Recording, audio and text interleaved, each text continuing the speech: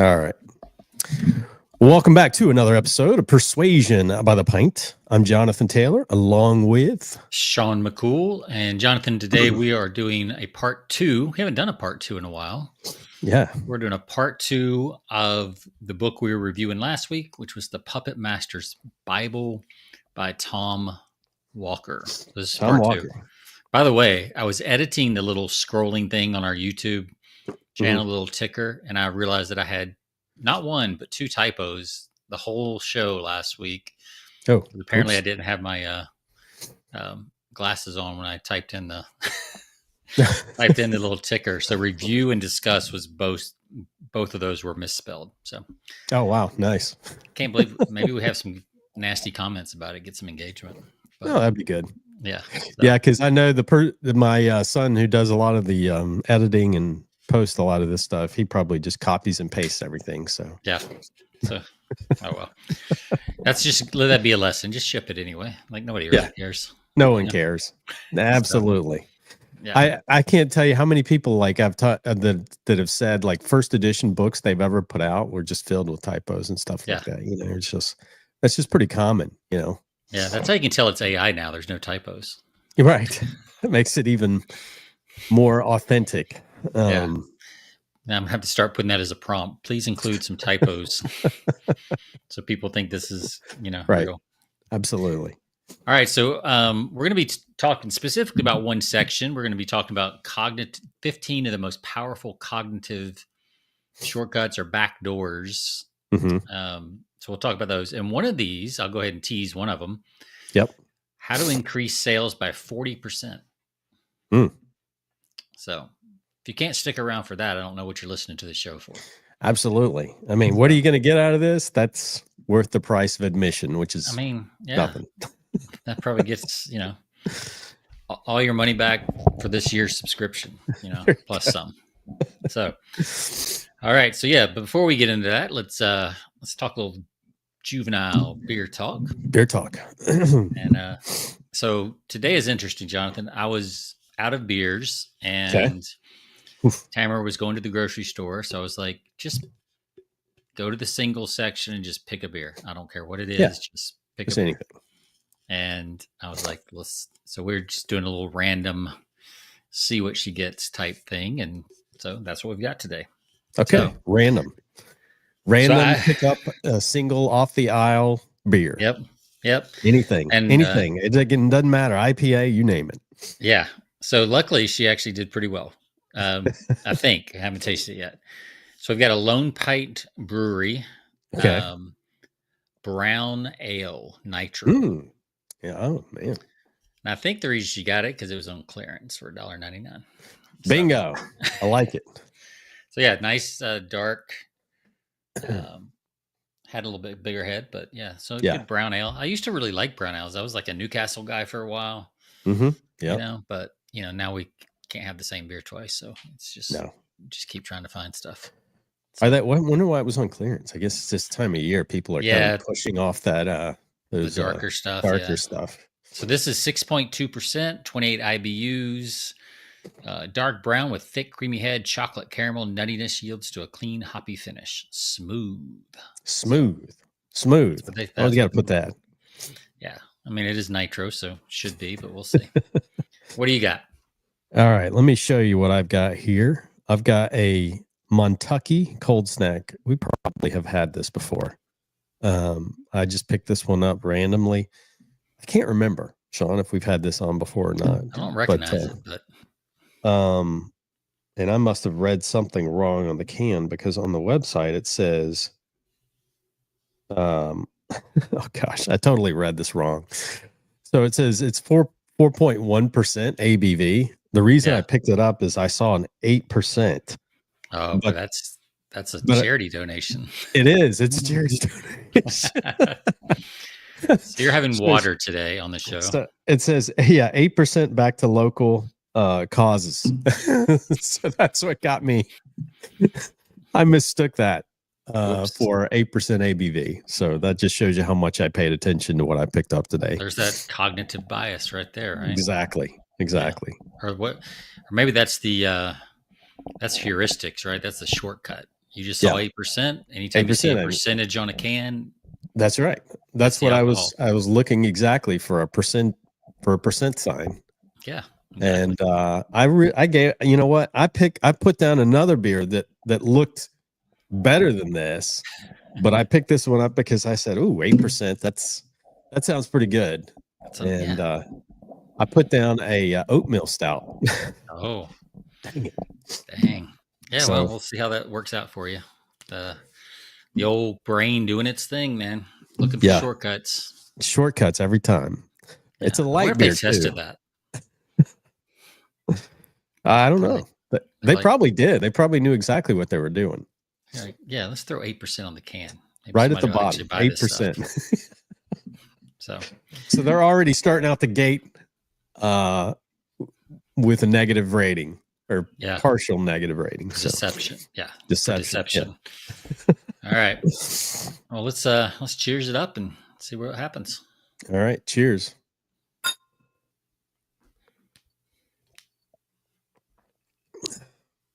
Oh man. It's like drinking a Miller High Life. Water. Yeah. Not even water. It's got too much flavor for water and not enough for beer. Kind of in that no man's land. Right. All right. Mine's good. Definitely got that nutty brown ale taste to it. What do you give it? I mean it's good. Yeah, I'd give it like a 3.5. Just a solid, it's solid, but nothing special. Right. But cool can. Mm-hmm. Got some knights and stuff on it. The ball-headed knight. You can't go wrong with the bald knight. But whatever. So yeah. Well, I'm giving mine I'll give mine a 2.8. Okay. It's pretty flat. Generous. It's very generous. It's very generous because I mean I could taste the same thing picking up a 6-pack of Coors Light. Is that Coors from Colorado? It has a Colorado look to it to me. Actually, it's a Montana beer. Oh, Montana. That's the Mon. Yeah. Okay. Yeah. I'm disappointed in Montana. I thought they would have a heavier beer, Yeah. I think some a little. Yeah. I don't know. I guess cowboys don't drink heavy beers. I guess not. They just move straight to whiskey from Coors Light to whiskey. They skip everything in between. Go straight to the bourbon. Speaking of which, I will be lighting up a Buffalo Trace Stogie on today's show. Man, I wish I could do that in my office, but man, you can't. But since you're out in a garage, you can do whatever you want. That's right. That's right. Yeah. This is the man cave, office, garage, studio, and I get to do whatever the heck I want to do out here. So well, let's not give too much away. But so, all right. Well, let's jump back into the Puppet Master's Bible. So, for those that weren't with us, let me give you a recap. You may have seen the ads on the old Facebooks and Instagrams. They've been advertised. This is not available on Amazon. Nope, can't get it there. Selling it for $99. I did notice. I told you last week it was on sale for $59, but that was just the ebook, not the printed book. Yep. So the printed book is still, I think, $99 or $89. Right. So $99 book. It's 300 pages. It's got a lot of stuff in it. I think it's a good reference guide for your desk is kind of what we decided. For sure. So yeah, but we covered a bunch of stuff in the first part, but we're going to just cover these 15 most powerful cognitive backdoors, or at least some of them. And I've got a couple pieces of direct mail. And then I want to talk about one little AI tool that I heard about this week at a conference I went to here in Austin. Yeah. And then we'll be done, man. We'll start our weekend. Wrap it up. All right. Why don't you mention first, before we kick into the book, why don't you talk about the this conference you went to? I'm curious about it. All right. It was called Destiny Live. Okay. Guy named Giovanni puts these on. And he does he's done a lot of them in Toronto. So this thing went from 8:30 in the morning until about 7:30 at night. And each speaker was about 20 minutes. So it was, I don't know, there's probably 15, 20 speakers total. Ryan Dice was there. Dr. Benjamin Hardy was there. Mm-hmm. Bunch of other names I wasn't familiar with. A guy named John Lee was there. That's the one who talked about the AI thing. Yeah. You want me to go ahead and mention that? Yeah. We can go right into that. Oh, what was the turnout? I'm curious. It was a pretty small room Mhm. as far as an event goes. And I actually got free tickets because they were giving away some tickets to fill the room, I think. Yeah. So there was a lot of paid and a lot of, they had a VIP and a gold and just general admission. Mhm. But I would say there's probably, I don't know, there might have been 500, not even 500 people there, maybe 300 Okay. people. Sure. But I think this is the first year they've done it in Austin. So they want to try to do it again next year, or they are going to do it again next year. They've already got the date. Okay. So they're going to use this year's crowd to build next year's crowd, basically. Yeah, of course. So got the list and everything. Yeah. So yeah, it was good. Some good speakers. Joe Polish was there. Really? Wow. Yeah, I haven't heard that name in a long time. I know, right? He's got a new book out, which he gave a copy of his book. What's in it for them is the name of his book. Yeah. Dr. Benjamin Hardy also gave us, you walk in, there's 2 books on every seat. This is Dr. Benjamin Hardy's book. It's not even out yet. Yeah. It's called The Science of Scaling. Grow your business bigger and faster than you think possible. Mm-hmm. He had some pretty cool stuff. He talked about, he's got the whole 10x is better than 2x kind of thing. You read that book? Yep. Very different than Grant Cardone's 10x, but this kind of goes deeper into that. So he talks about how, first of all, your goal should be 10 to 100 times bigger. But the bigger thing he's talking about is that most people's goals are too far out. Like a 10-year goal is, if you set a 10-year, his biggest thing was, if you set a 10-year goal, then there's a lot of milestones you put on that path that you're trying to think rationally and linearly about. Right. So he says, which you're not actually trying to accomplish the final goal. You're spending your time accomplishing the milestone steps. Mm-hmm. He said, if you were to shorten the path from 10 years to 3 years, it would completely change what you focus on, and you would actually get there much faster because you would skip a lot of the steps you think you need. Right. Just by making the path longer, the time frame longer, right? Like you might think, oh, I need to get a master's degree, and I need to start a business, and I need to sell it, and then I need, that kind of thing. Whereas if you just went straight for the goal in 3 years, you'd have to think completely differently. Yeah. So that was his big thing, and he's got a little chart and everything for it, but like he likes to do in his books. So yeah, it was a good book. But the AI thing that I heard about, which is really cool, and I think I'm going to get it. Okay. It's called the AI pendant. Have you heard of this? No. Okay, it's a little thing you wear right in your collar. You could wear it as a necklace too, but it basically clips onto your collar, like whether it's a t-shirt or whatever. Mm-hmm. And it hooks up to an app, and it records all your conversations all day long. Oh, wow. So anytime you talk, it will record it. And then you can, if you want to catch something, like bookmark it, basically you tap it to say that what I just said was important. And at the end of the day, because it's all AI based, you can have a search feature. It'll summarize your day. If you had a bunch of meetings, let's say you walk out of a meeting, Jonathan, it will record the meeting between you and the other person. Yep. And then as you're walking out to the car, you could talk to it, basically talk to yourself. Remind me to write an email series, follow-up series to follow up with this person 3 times over the next 30 days. Yeah. And it'll put that in the task, and then it'll actually go ahead and, you can actually go ahead and use AI to actually write it too, based on the conversation. Yeah. So it's always, so it's got like all day battery life, and every day you can get different plans, but there is an unlimited plan for like $49 a month. Record all your conversations all day long. It's like a button. It's like it just fits on your clothing. Like it's really inconspicuous because it's about the size of a quarter. Okay. Wow.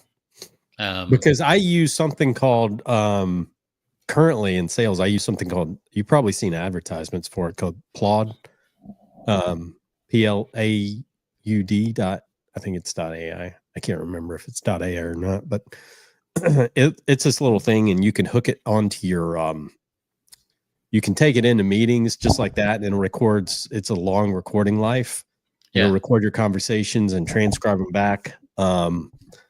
But it'll also record. You can push it. You can place it onto your phone. It hooks onto your phone, and it'll actually record your conversations too, and transcribe them automatically in real time, directly to your phone app. So yeah. But I think I like what you're talking about, because it seems more. So you can see it right here in the picture. That's the one she's wearing it on her jacket right there. Oh yeah. This guy's wearing it on his shirt, button-up shirt. I mean, it's big enough you're going to notice it. Right. So it's magnetic, two-sided, so it clips on. Mm-hmm. And then this is what the app looks like. That's awesome. Yeah. It's called Pendant. The world's most wearable AI by Limitless is the company. So it's limitless.ai. So you can get the Pendant and a year's worth of unlimited recording for $3.99 right now. Okay. So that's really not bad. No. So I was trying to, I mean, because I was thinking yesterday, I was doing some brainstorming and stuff. So here's it on a guy's pocket. So you can see it's not small, but it's not huge either. Yeah, but it's not huge, and you can probably put it, as long as you're not obstructing the, I guess the microphone thing. Yeah, and here somebody's wearing it as a necklace. It must come with a little rope necklace kind of thing. But yeah. So I thought it was pretty cool. Because then you can take the audio transcript and you could clone yourself on video and have yourself on video as a clone. But it's your voice and your ideas. Right. You never have to shoot a video, or you can just upload it as like, blog post or the starting of a blog post. So, you do a lot of driving, Jonathan. Imagine if you get these ideas. Yeah. You can just start talking. You don't have to worry about like finding your phone and open up the voice app. Literally, you just start talking and it, comes out. So I thought that was pretty cool. For if you want to create, this thing records video? Content. Does it do video? It does not. It does not do video. Just audio. Okay. Yeah. Yeah. I was saying you could take the audio track and then go to like one of those video cloning things, where you can clone yourself. Yeah. And then all you have to do is upload the transcript and it'll talk. I see what you're saying. Yeah. You could do that. Yep. So yeah, that was kind of the big stuff from the event. Other stuff was there's a lot of motivational stuff and some, frameworks that people had and things like that. But it was a fun little event. Nice to get out and be amongst the people. Yeah. Yeah. Talk to some people and do a little networking. Is it a single day? You said single day. Yeah. Event. Well, unless you had the big VIP package, then I think it was an extra night before or something like that. So, but so yeah, that's it, man. Cool. Might have to go to Austin next year. Yeah, it's going to be May 5th, I think, next year. So okay, about a month earlier, which is good because it'd be cooler then, probably. Yeah. So, all right. Well, let's talk about these powerful cognitive backdoors.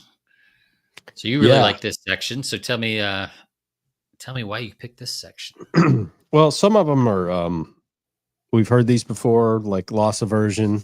Yep. I mean, when you're marketing, when you're selling to people, you always focus on fear of loss more than the benefit of gain, because people are more prone to, they're more fearful of losing something than they are motivated to gain something. So it's pretty obvious. I mean, we've learned that over the years. We've talked about this a number of times on the show where, this is what the insurance industry does all the time. So not just the insurance industry, a number of industries, but you're looking at projecting what would happen if you don't take action or you don't, you don't make a buying decision right then and there.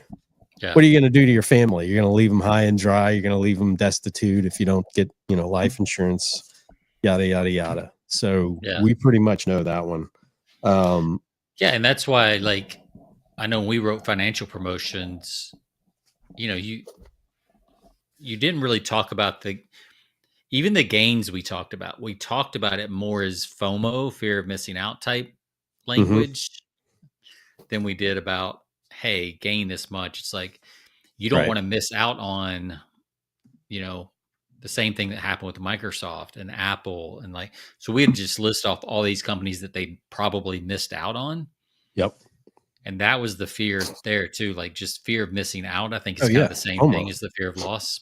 Mm-hmm. Because in your mind you did lose, even though it wasn't in your hand, Right. did lose it. But yeah, insurance is a great example. I mean, some insurance, like car insurance, is mandated, so that's not, that helps when you have a law that says you have to buy Yeah. stuff. Yeah. That's the kind of business you want to be in, right there. Absolutely. Yeah. Then of course, then it gets the price and all those kind of things, and Of course. spokespeople and all that. But Right. but yeah, fear loss. Like it's crazy that it is crazy how like losing $100 is a bigger deal to most people psychologically than somebody giving. Like if you were out and you just open up your wallet and somewhere you dropped and lost $100 bill, that would feel worse Yeah. than somebody handing you $100 bill would feel good. Yep. Like for whatever reason, it's just weird how our brains, It does. how they do that. We automatically just gravitate towards that fear of missing or losing something.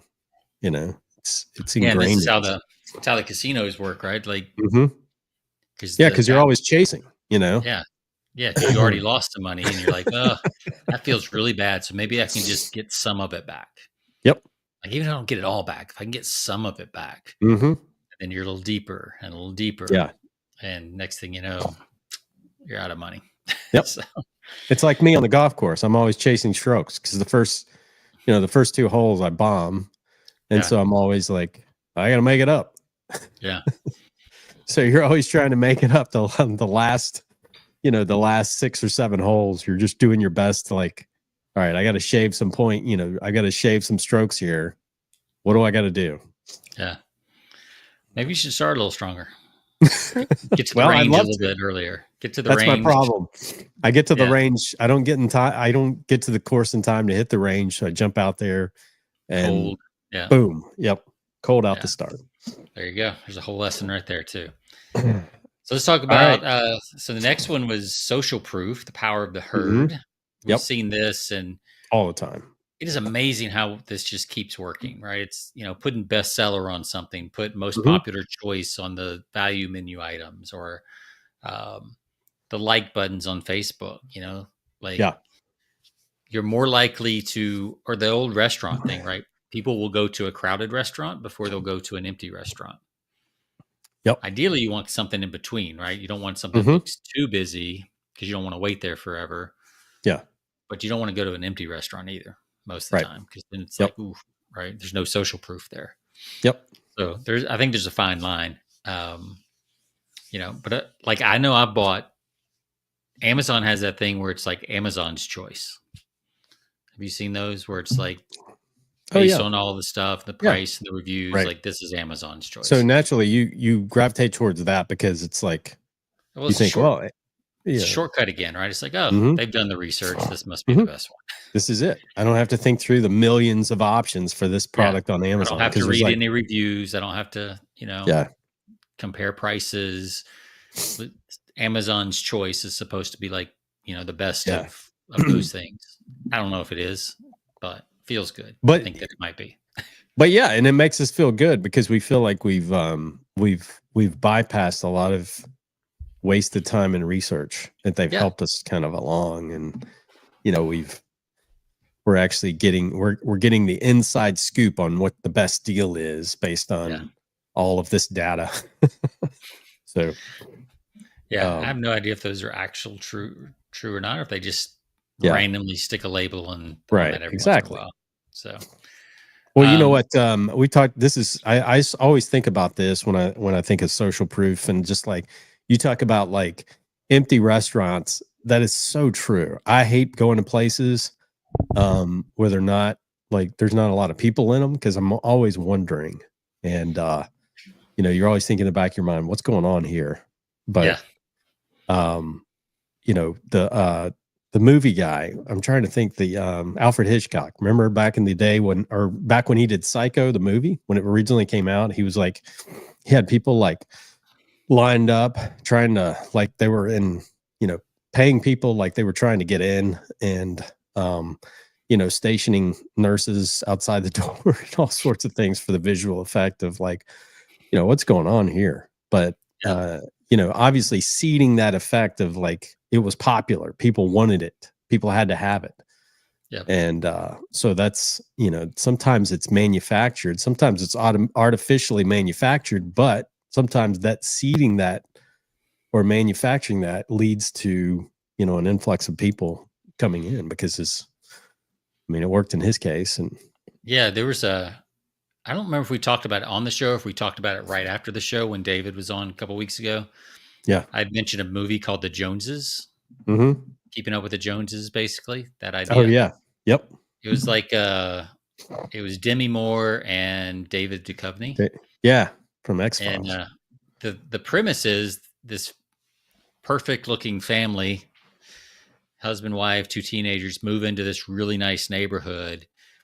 And then they have the new cars and they have all the nice clothes and the jewelry, and the kids have the latest gadgets, and it infiltrates the neighborhood and everybody starts buying the stuff that they've got. It ends up a little dark, but it was kind of a cool premise. It's like, oh my God, I wonder if like they do that. And then I got to thinking, like, there is those, if you go to bars and stuff, there's the people they hire, the girls they hire to come in the bar and push certain, liquors on, hey, get around a shot for your buddies. And, right.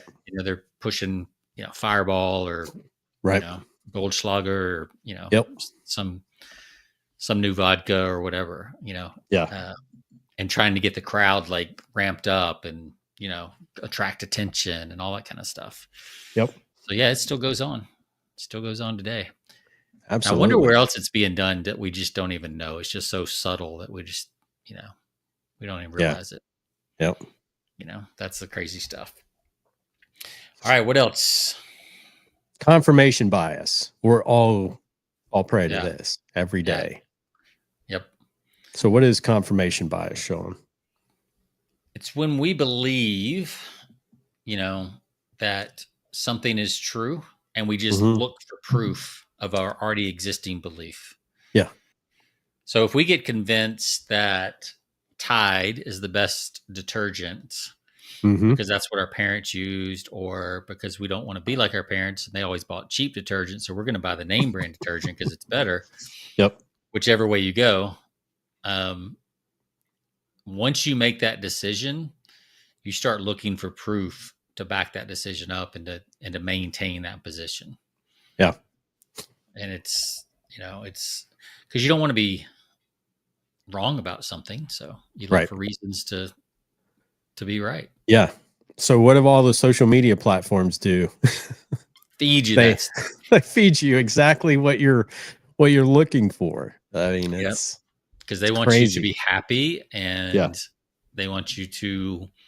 I was thinking about this with AI. I've mentioned this a couple times, but like, all the AI platforms, they are still tech platforms whose mission is time on platform. Period. Yeah. Like that's what all these tech platforms, and not just tech platforms, radio, TV, satellite radio, any platform is designed, and they want you on that platform as much as possible for as long as possible. Doesn't matter if you're on a subscription or it's ad supported. Yeah. Either way, they need you to stay so that you keep paying, either with attention or with your subscription fee. So that's why everybody's using Reels now, because that's how they keep you sucked in. I mean, you look at a reel and then you're just swiping, and before long you've spent 30 minutes watching. Yeah, well, even AI now, I mean, it pretty much tells you what you want to hear, and it adapts to your personality and your voice. So it's like talking to your best buddy. It feels very comfortable. And you can very quickly, I think it feeds you a lot of bias, even though it feels like it's Hmm. objective. Yeah. If you're really paying attention, you'll realize that it's actually um, quite biased towards your own cognitive bias. Right. Yep. So got to be careful with that one as that changes. But it's an algorithm too, just like social media Oh yeah. platforms.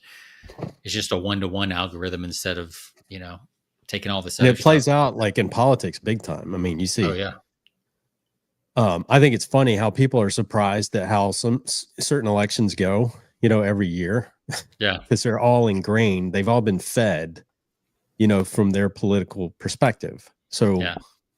regardless of what side you're on, when your party or your affiliation loses an election, it's like people are in shock. It's like, how did Yeah. that happen?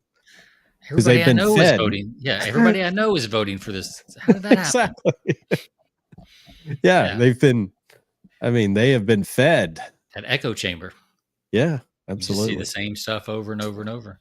Hmm. That's the danger that all political campaigns have to watch out for, is that Yeah. it's easy to think, oh, my person's got it in the bag, Right.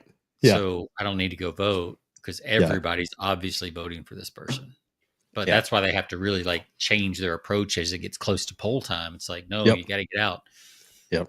And they start pulling back the numbers. We're not leading as much as we thought we Oh yeah, were. yeah. You know, Then they start skewing back towards where they yeah, should be.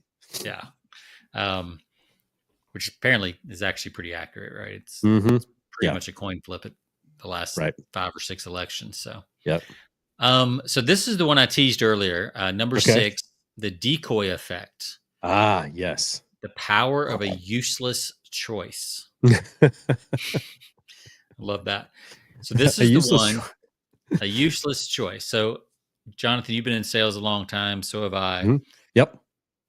We've been told, especially in the old days, that like kitchen tables, Sharpie, legal pad, Yep. you're doing hand drawing your little, illustrations and stuff like that. I remember I used to sell long-term care insurance, Hmm. and I would always, look in the charts, talk to the people, then I would give them 3 quotes, a good, Yeah. better, best quote, Right. knowing that I wanted them to buy the middle, but I'd give a really low quote that didn't really cover that much, and then I'd give Hmm. like the Cadillac quote, it had all the bells and whistles, super Sure. nice. Right. And if somebody got it, great. And there's always that guy who wants the best of everything. Yeah. It's always nice to get that customer every once in a while. But the Right. majority of the people would fall right in the middle. So the other 2 choices are basically useless choices. Yep. And they're designed that way. Right. They talk about how Starbucks does this with their cup sizes.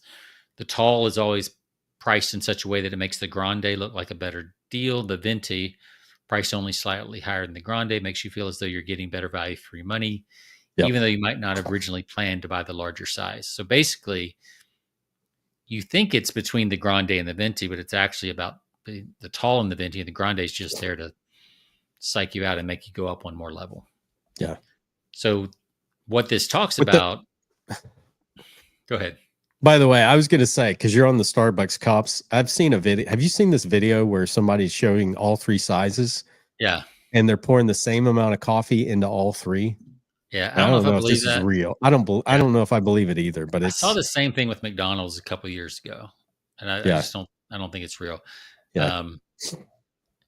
Now I think you're not getting very much of anything if you get ice in it. If you get your ice, man, they fill those things so full with ice. Oh yeah. Whenever I go get an ice drink of any kind, I'm always like light ice to no ice. Mm-hmm. It's like, give me what I'm paying for. I'm not really looking for ice. But anyway, they were talking about. They always ask you if you want room for cream, which is another way of saying, can I just give you less? Yeah.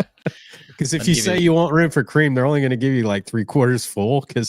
And I always say no, because I know there's no way I would put that much cream in there. Right.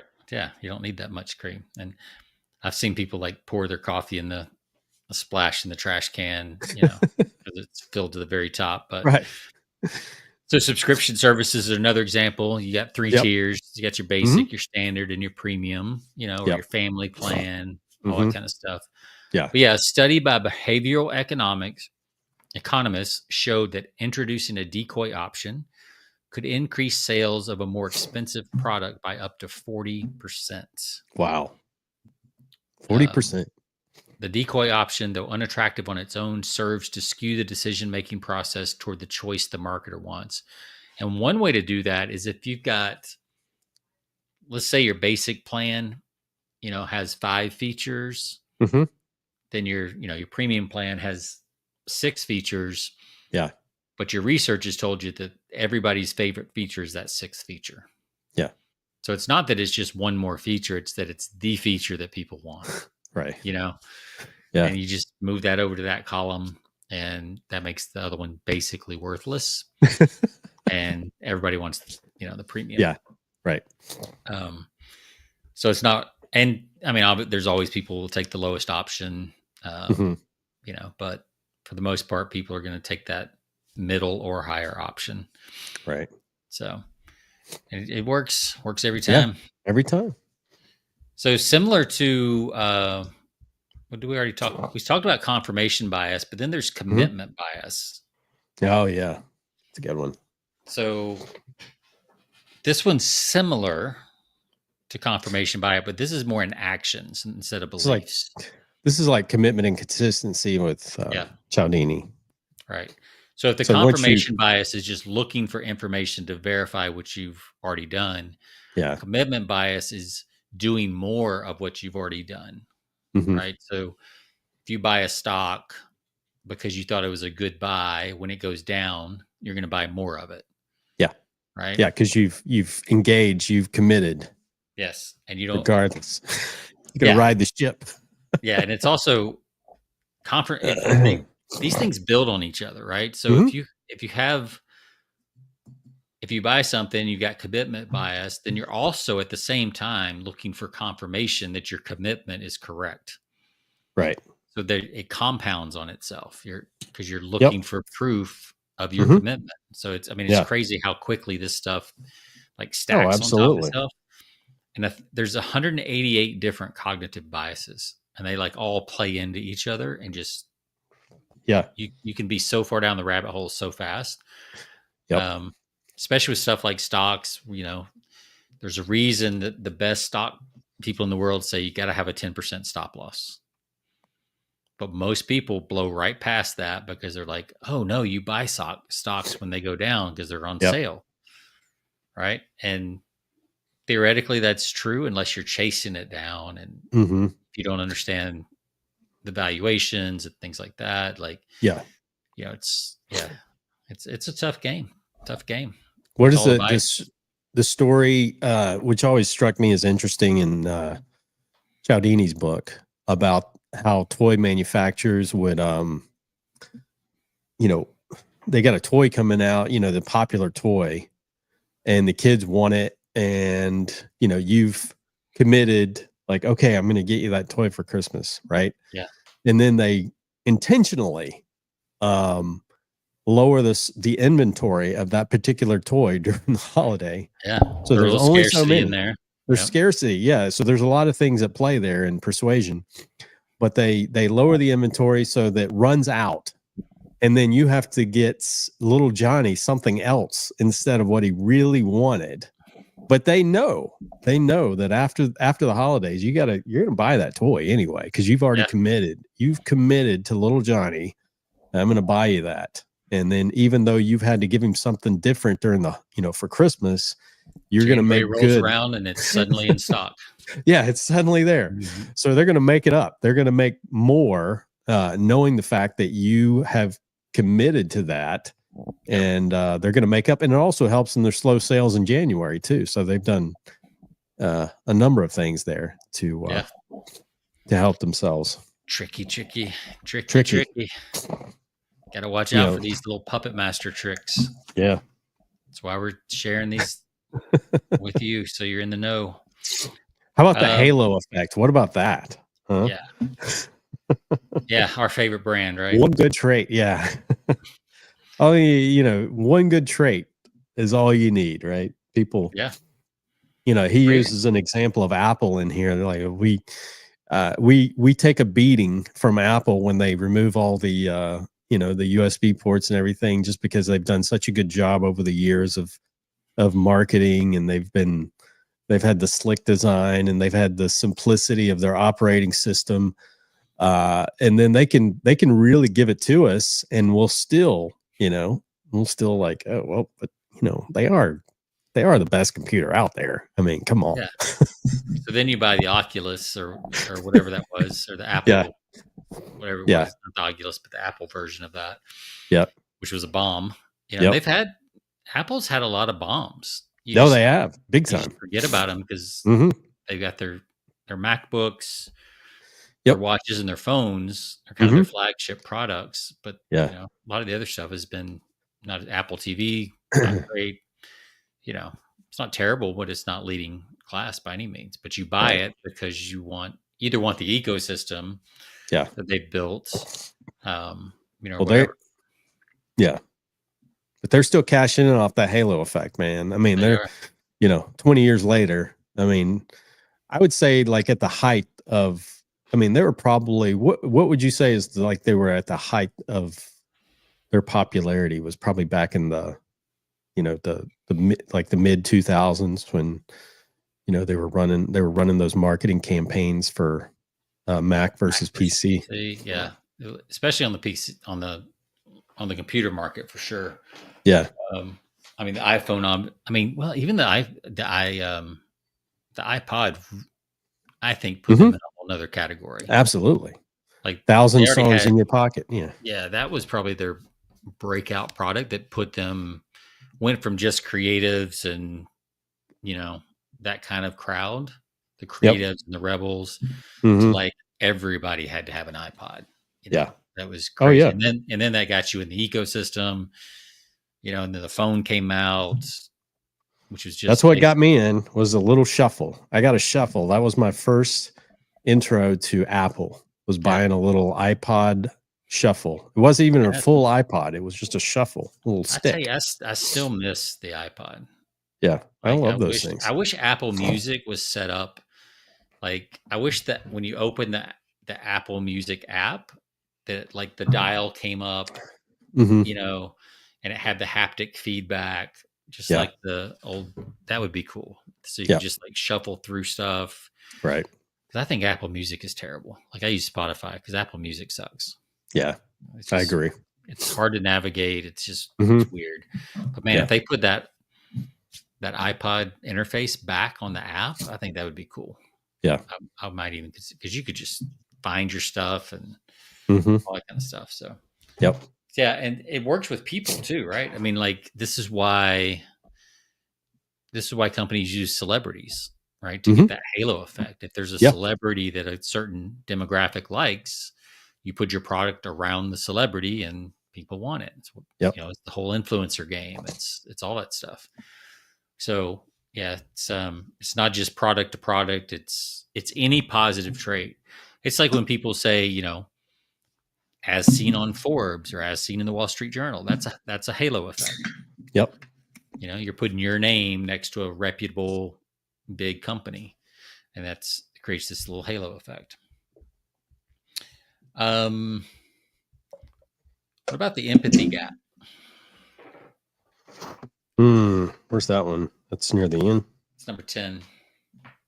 Oh, okay. I skipped one. There we go. Empathy gap. Oh, yeah. Understanding the power of emotion. Yeah.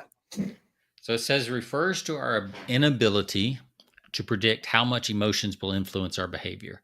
When we're calm, we underestimate how emotional states like hunger, anger, or fear can affect our decisions. Right. So the example they gave was putting the candy bars at the front of the store. If you go to, Marshall's, TJ Maxx, Home Goods, those are all the same companies, and they've got that little gauntlet aisle you've got to go through because they don't have individual register aisles. They have the one aisle that you weave through to go to all the registers. And that thing is just lined with like knickknacks and candy and just, pure impulse items, of course. And you're standing there waiting for the cashier. You're bored. So they're taking advantage of boredom as much as anything, and the kids tugging on you, and the kids see the little fluffy neon colored monster bunny thing, and gotta have it. Gotta have it.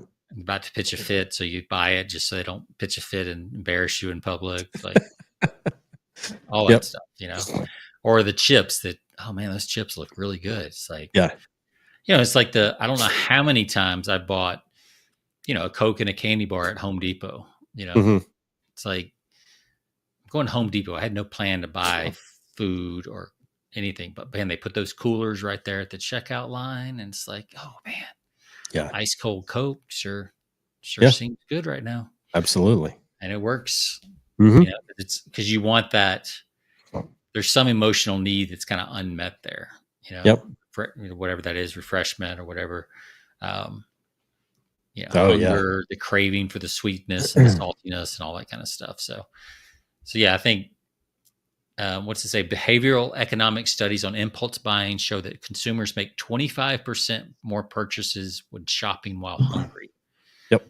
And I don't think that's just like the grocery store. I mean, that makes sense, but no, it's at the convenience stores or the gas stations. I mean, they just kill it on this stuff because people go they fuel up, and then they have to go in, and I have this guilt. It's this guilt thing when I travel, and I'm out traveling and I pull into a gas station. I'll walk in, and sometimes I just feel, even though I'm buying gas, I feel like I need to pick up something in there. Yeah.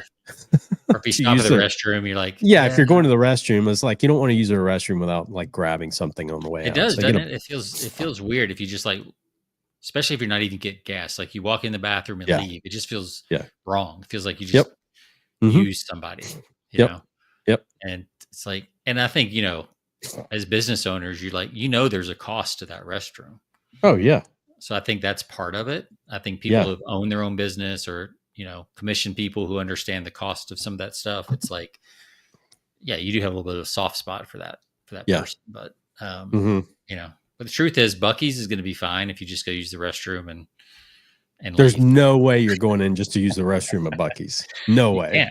You can't. It's impossible. Yeah. It's not they'll make you walk by the brisket, the brisket in the the little deli and everything before you get to that restroom, and then you'll have to pass it again on your way out, and so you're done. And then they got the beaver nuggets sitting right there, by the registers as you go out the door. It's like, well, I'm here. So, man, that place is something else, man. Yeah, there's no way. There's no easy way in and easy way out. It doesn't matter what entrance you take. You are you're cooked when you get in there. You're not getting out of there at less than $50. Yeah. Well, let's end with this one because our listeners are probably getting some type of fatigue. So so we'll end with decision fatigue. Actually, I do have two postcards I want to talk about, but decision fatigue, like this is a real one, and there's the classic study of like judges who are pardoning or sentencing. I think they're sentencing, but I think there's a pardon study too. Yeah, judges sentence criminals more harshly in the afternoon after lunch than they do before lunch. Ooh, man, because they're tired, so they just, instead of trying to weigh the pros and cons, they tend to just go towards a heavier sentence. Right. They tend to, look more towards guilty. Same. Man. Yeah. And pardon, typically if you have a last name that's near the end of the alphabet, you're in trouble there. Yeah. Yeah. Parole boards are the same thing. They pardon less people in the afternoon than they do in the morning. Yeah. Yep. So if you're ever in trouble, make sure your attorney gets you an early spot.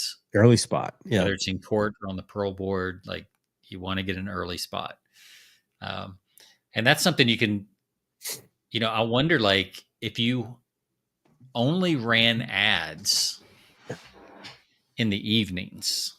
Yep. Because a lot of people's ad budgets, especially online, especially if you're kind of a small or medium, ad buyer, your ad budget can run out, before the day's over, right? Yeah. If you got 10 or 20 or 50 or $100 a day, you could blow through that by lunchtime. So I wonder, and I'm sure somebody's done this study. Maybe we can look it up. But if you were to just run your ads at night, kind of like the old infomercials, 2 a.m, Oh yeah. that kind of stuff, I bet your conversion rate would be higher. Now the flip side though is sometimes a fatigued mind just says no. Mm-hmm. You'd have to kind of weigh, like, do they just shut it down completely? But I know there's a trend of people buying more when they are fatigued because their resistance is down a little bit and they just want to feel better. They've been drinking too. I mean, Yeah. that plays it too. You're fatigued, you have a glass of wine in the evening, and it's all of a sudden, there's no holds barred. So it's you're probably going to click that buy button. Yeah. So speaking of clicking a buy button, let's change gears real quick. So I got something interesting in the mail yesterday, and it's a postcard. Okay. What are those? For a BizOp offer. Oh, wow. This is like a 4x6 postcard, black and white. And on the address side, it says, "Notice, a revolutionary home-based business is taking the nation by storm. Earn thousands of dollars weekly by mailing postcards. Are you ready to change your financial future?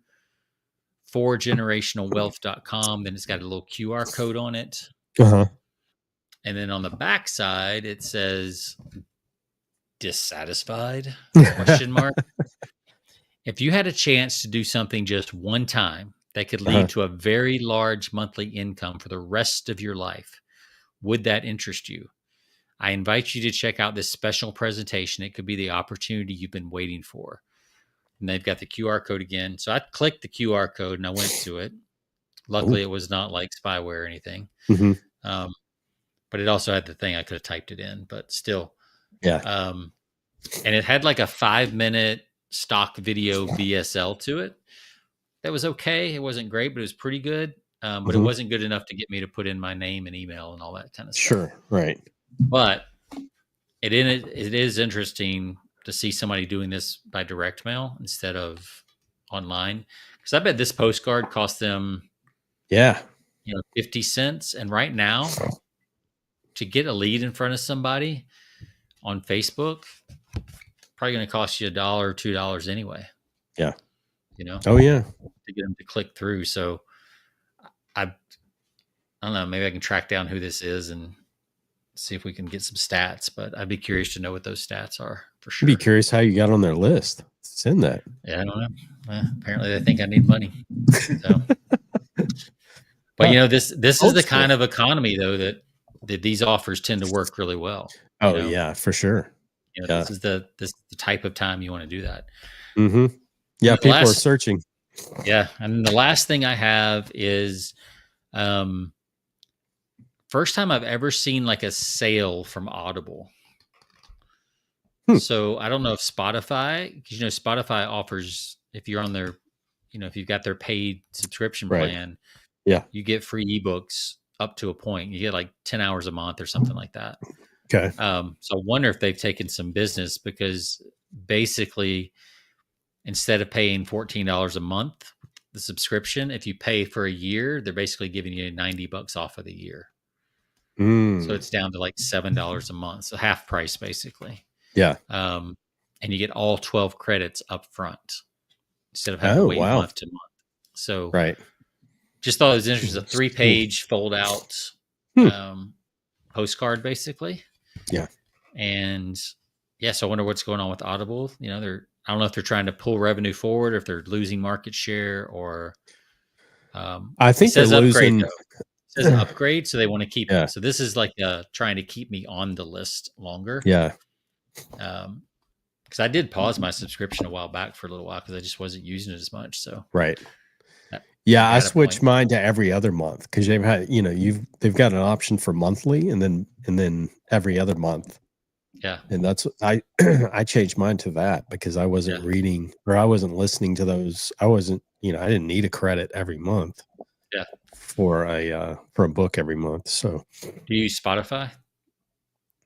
I don't. I'm one of those idiots that are still on Apple Music. It's crazy. So that's insane. I've got so many songs on there. I know that if I discontinue it, I mean, it's not like I'm going to lose that, but I guess Well, that I'm was so one of the things, wasn't it? The sunk cost fallacy. That was one sunk of cost our, fallacy. Yeah. yeah. You're Like, oh, so you're committed. You've yeah, put so much, you've invested so much, which that's yep, a good one. That's I mean, people invest, and so it's like they don't want to go back because they're too far in yeah. to go back. Yeah, you don't want to lose your playlist or your songs list and, Yep. all that Yep. kind of stuff. I mean, that's how Spotify is like, oh my God, I've got all these Hmm. downloaded playlists. I mean, they're still there. I could always Yeah. get them back, but then I have to go find them all. I was like, oh, Yep. I'll Yep. just stay on. So, Yep. uh, And so yeah, I use that in my industry all the time because most companies don't want to make a switch. So once you do get them to convert, um, they've invested the dollars. They're likely not going to ever switch again, or yeah, not for quite a because long the time. cognitive load of making that decision to switch is Yeah, very high. big time. Yeah, That's why these insurance companies like Geico and Progressive and Liberty Mutual, that's why they're all in a war to get your stuff, because they know once they get you that it's very difficult to get you to switch again. But if they can get you to right. switch, they'll have you for 10 years, Absolutely. more, Yeah, more than likely. So, yeah. so it's worth it for them to Hmm. spend all that money. But Yeah, all right, well, I think that's a wrap, man. that's a wrap. So that's our review of again the Puppet Master's Bible. Yeah, There it is again. We shared the link on the last show. We'll do it again on this one, and you can check it out. You know, probably worth. I mean, it's worth checking out. Like you said, Sean, good reference guide. To yeah, keep on. I still think Cialdini is probably the all-time best book out there on influence and persuasion. There's a lot yeah. of And if you just did those 6 things that he talks about, like, yeah, if you worked all of those into every campaign, then you wouldn't really need all the right, other little subtle, triggers. yeah, You could just pick, the 6 or 7. Was it 6, right? Yeah, it's yep, 6. 6 principles. Yeah, Yeah. I guess he didn't understand this. The whole 7's a better number than 7, 6, right. but Yep. oh well. Because then he came out with like the 50 yes triggers or something with his Yeah, next book. yeah, Didn't do well at all. not as good. Yeah. Yeah. So, yeah, good stuff, man. Awesome. Well, I'm glad you showed me that postcard. If you would snap me a picture of that, because I'll be curious to look at that. Yeah. The front and the back, because I'm always intrigued when I get postcards, especially for something like that, because I haven't seen Biz Ops in a long time. Remember they used to have like whole magazines dedicated to Biz Ops. Yeah, a lot of, especially like trading stuff. Yeah. Mm-hmm. And maybe I'm just not on those lists anymore. Or maybe it's just too expensive to mail them. Sure. But I think we're going to see a comeback of direct mail. I know we've been saying that a while, but oh yeah, starting to see it. Like there's starting to be little things like this. Yep. Because social media advertising is getting so expensive. Yes. That this is making sense again now. Yeah. And people are tuning it out too. I mean, it's like at some point. I mean, it still works, but for the most part, it's getting more expensive and it's getting harder, I think, because people are kind of so used to seeing ads. I mean, now they're putting video ads in the middle of reels. I don't know if you've noticed that. Like you've got to wait, just like YouTube. Now you've got to wait 5 seconds for in the middle of your reel to finish the reel. Like, exactly. That's crazy. I mean, that's a good way to run people off the platform, but pretty much. And now there's like little banners all over your videos, like for ads. It's just getting. Yeah. It just reminds me. I'll never forget like Minority Report when that movie came out, and like the ads were everywhere, and they were targeted just to him. As he was walking, the ads would change to his name. The newspaper would change the ad to his name and all that kind of stuff. Like I feel like we're getting closer and closer. That's great. I need to watch that again. We're getting there, man. Predictive programming, and they're going to know we're about to kill somebody before we do. So, and then you combine that with AI. Yeah, Whoa. It's crazy, man. All right. We'll leave on a very depressing note there. Yeah. But thanks for watching. You can check us out always at persuasionbythepint.com. This is episode 396. And check us out on all of your favorite podcast platforms. And Sean, we'll see you next week. See ya.